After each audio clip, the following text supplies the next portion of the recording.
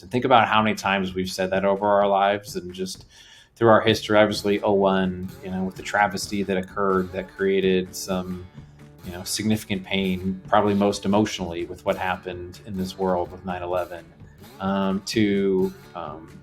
Everyone now is like, oh, I saw the '08 financial crisis coming. Well, if we did, why didn't most people get out of the way? This residential real estate boom that's just been going like crazy the last few years. Listen, I've lived in Nebraska. I've shared, we couldn't be more stable in the residential real estate market over our life. And all of a sudden we're doing, this crazy ascent, yet nobody's really making adjustments, right? They're just kind of riding with it until now. I think we're starting to see the reduction, right, for the first time here recently. So this is presenting challenges in the liquid markets, right? And the big challenge it's created is in 2020 with COVID, the world stopped. And when the world stopped, we still had to consume things, food. We still drove our cars. We still had heat. We still utilized energy, but we didn't have ways to disperse it. Thus, we created this gigantic supply chain problem that just radically drove up the cost of prices, slowed things down. Maybe you're building in a home and it's taking way, way, way longer than you ever wanted or expected. It's created this massive issue that therefore drove inflation. And we've never seen inflation move for a long time at this velocity. So the Fed has now, of course, had to make major moves to combat it. So at the end of the day, here's where we are as of today. 30 days from now, man, it's still going to be a roller coaster. There's just this no way to look at that.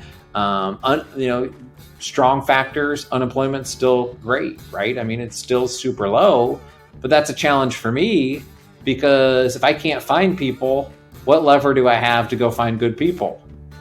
Pay them more. What does that do? I'm just raising my cost.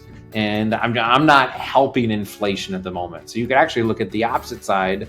This low unemployment isn't helpful.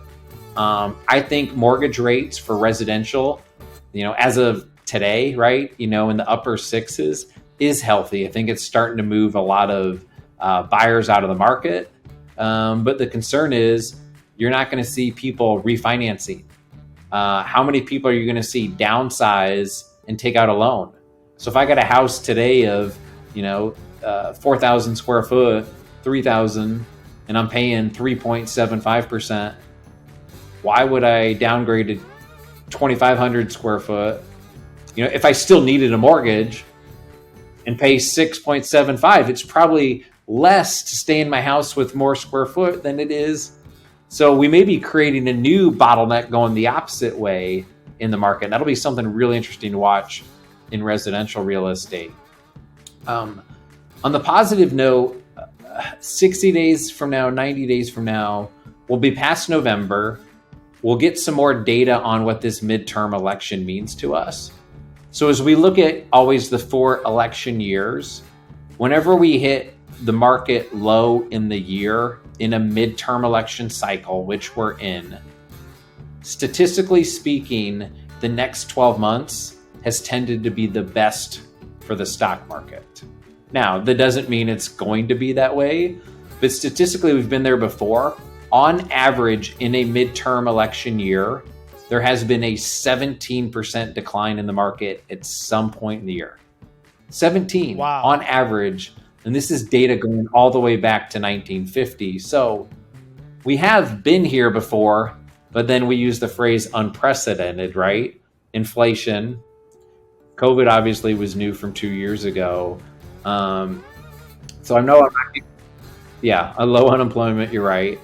The next 30, 60, 90 days, there's so much, I'll call it focus on these inflation data. Like everyone's reacting emotionally to that. So I think it's going to be a little rocky in the market. In the market, I mean the S&P 500, the liquid stock market, to answer your question there, Jake.